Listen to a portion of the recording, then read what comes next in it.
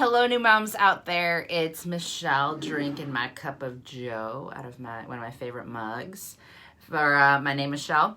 Do you have a favorite mug? I have a couple of them, and my husband gets so annoyed when I bring one on board from, bring one home, a new one. And he's like, "Oh, can we have any more mugs?" So, but you know what? Tea, coffee, whatever you drink, it's just a nice and cozy feeling to have a favorite mug, in my opinion.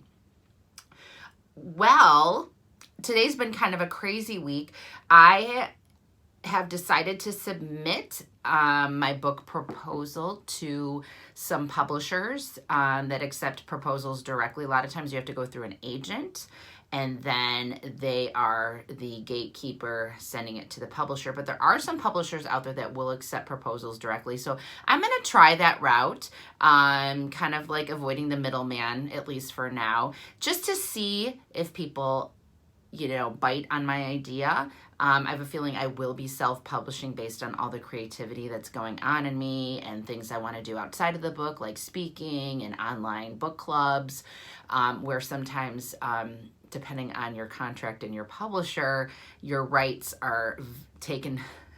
Most of your rights are taken away, if not all, once you sign that contract. So they're kind of in control of your book title, your chapters, so they can completely eliminate chapters and topics. They are in charge of your book cover design. So if you have a very creative mind and an idea of what you want your book cover to look like, that can be taken away with traditional publishing. Traditional publishing obviously has great benefits, that distribution, but just because a book is distributed to certain bookstores or online retailers doesn't mean that someone is going to actually buy it. You can be on a shelf like anything you see in retail, but what is going to get you to actually pick up that book and buy it? No one even cares or thinks about like, ooh, is this done through traditional publishing or self-publishing? So anyways, enough of that. But what has prompted me this week is one of the publishers I'm sending things to requires 2 to 3 chapters. And so I had to pretty much do a rough draft of these chapters versus the casual writing I've been doing and just going into each chapter as the weeks go and writing, a certain amount of goal words. And I've been writing as if I've been like blogging, writing to you, writing to, people that, have been reading my newsletters. And I haven't been writing towards, a professional actually analyzing it. So it's been an interesting process. But what has been even more interesting are the feelings that have come up and have really kind of ignited a little bit of sadness, not any anger, but a little nostalgia, a little sadness, and kind of, bringing some things up that I experienced. And again, it's been over 6 years since I had my daughter, so, things can still come up even that far out.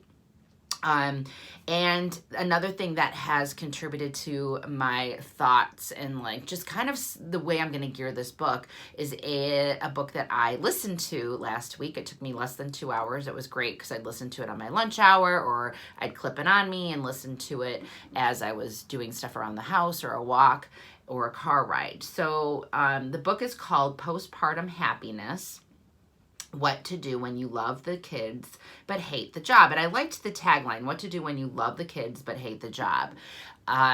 There's obviously those cases where people don't have that love and connection with their baby at first or for, quite some time. And that's okay. There are some people that do have that love, but there is that disconnection, and that's okay. And there are some people that love their baby, find, a connection, but just don't like the world of being a mom. They don't like the job. And I find it ironic that in our world, it's okay to bitch about our marriage, bitch about our career or job, bitch about an activity or something you're volunteering to do for a long period of time, maybe a gala or, some kind of charity event. There's all these things, exercise you can bitch about, your exercise regime, program, whatever you're doing.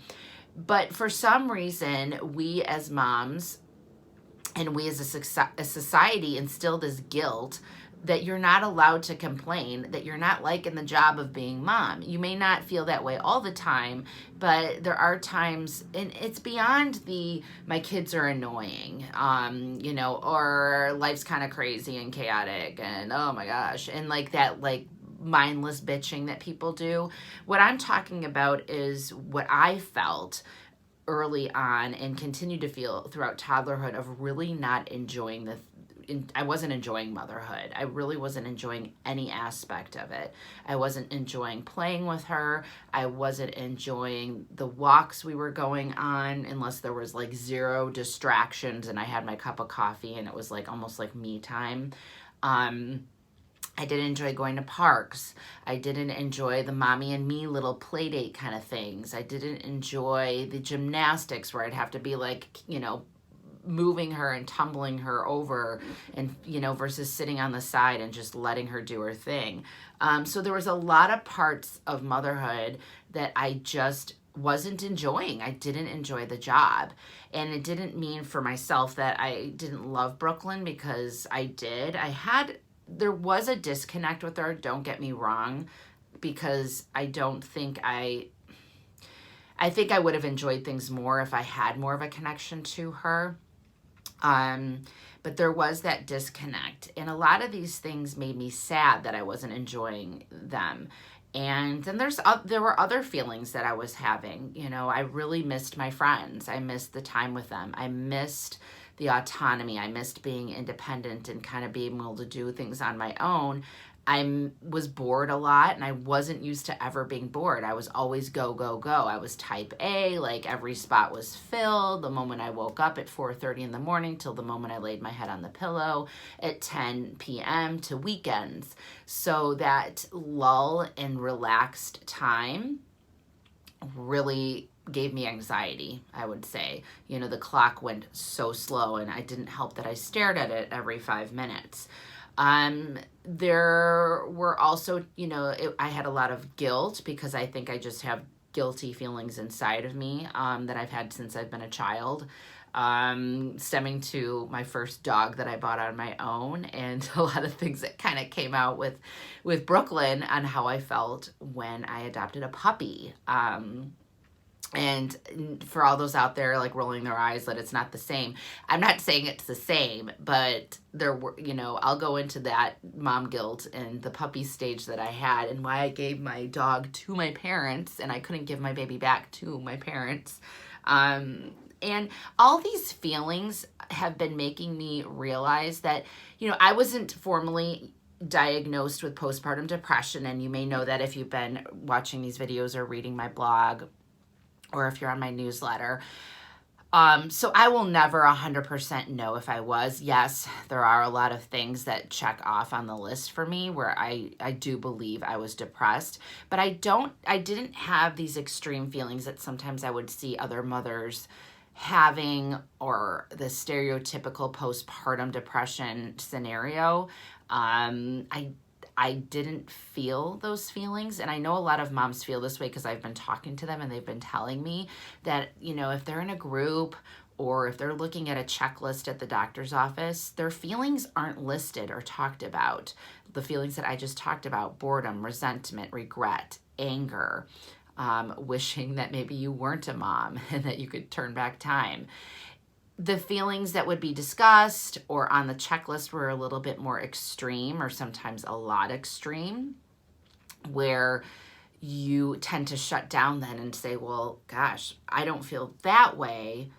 I'm feeling this way, which doesn't seem as bad. So who am I to even bring this up? Are people just going to laugh at me, or look, not laugh at me, but look at me like, well, big deal. And I did have a mom reach out to me privately via Facebook, and she told me that she did talk about some of her feelings one time and opened them up in a group, and there was just dead silence. Like, she said that everyone just kind of, no one contributed, no one said anything, not even the moderator. And she just kind of said, well, okay then. And that made her uncomfortable bringing up her feelings ever again. So I think there's a lot of women out there that may not have all the boxes checked on the checklist. They may not connect with the stories that may be very extreme in a postpartum group or a documentary or a movie or a book. And that doesn't mean that your feelings aren't valid, and that definitely doesn't mean that the feelings aren't out there with other women. And I'm finding the more that I'm sharing, and I keep talking about this, the more that I'm sharing, the more people that come out of the woodwork. And, you know, let me take a sip and say thank goodness that someone else has mentioned this. So at least there's one other person in this world that understands how I feel. So my book, I think I'm going to gear it more towards that, because I'm focusing on postpartum depression, which, yes, I do believe these feelings in my life in the past versus life in the future, and that really abrupt change and adjustment, all those hard adjustments that I had contributed and did cause depression. Because the way I felt, there's no way I wasn't depressed in some kind of way or had anxiety in some kind of way. Whatever label you want to put on it, sometimes I don't think you need a label. You just feel like shit, or you have these like unwanted feelings and you want them to go away, or you want to find people to help you, make you feel better about them, or have an answer as to why maybe you're feeling these feelings. So I am going to be re-gearing things and just still the same, feelings that I experienced, still the same writing style, storytelling, but instead of just focusing on the world of postpartum depression, just focusing on motherhood and those unwanted feelings that can come up, no matter how long they last, no matter if you have a diagnosis or not, that these feelings are real and we can get through them and we can do it together. So I'd love to hear from you if you had like unwanted feelings that may not be extreme. Like, for example, for me, I when I looked at a checklist, I didn't want to harm Brooklyn. I didn't want to harm myself. I functioned pretty well. Like, I was getting up. I may not have showered every day, but what new mother does? When friends would come over, I'd be excited to see them. I wasn't looking at my daughter not connecting to taking care of her. My husband didn't even notice anything. He thought I was fine. Not that that says anything, but no one really noticed, or especially now that I'm bringing stuff up, no one ever has said, we noticed, something in you. We just never said anything. So I would love to hear from you if you've had these unwanted feelings that may not be super extreme. They may not be the glamorized, marketable feelings that are on Instagram, in books, and in doctors' offices. And sometimes those middle feelings aren't talked about because in the world of social media, in the world of media in general, it's not marketable. People either want that extreme feeling, they want the drama, they want that, like, they feel like they need to put the dramatic feelings out there, or they want the perfect feelings, the perfect Instagram mom, the perfect scenario of bliss and motherhood's the best. So there is no middle ground where maybe you don't feel either side of the extreme, but you're in the middle and it's still not a good place to be. So I'd love to hear from you. Share this video with anyone you feel may appreciate it or want to connect with me and my voice and my writing. I'd love to have them subscribe to my emails that I do weekly. This week's email newsletter, I gave a sample chapter of my book, one of the chapters I'm submitting to a publisher, and shared the resource of the book that I was talking about earlier, Postpartum Happiness, what to do when you love the kids but you hate the job, which I think, again, is a great tagline. So I wish you a good day.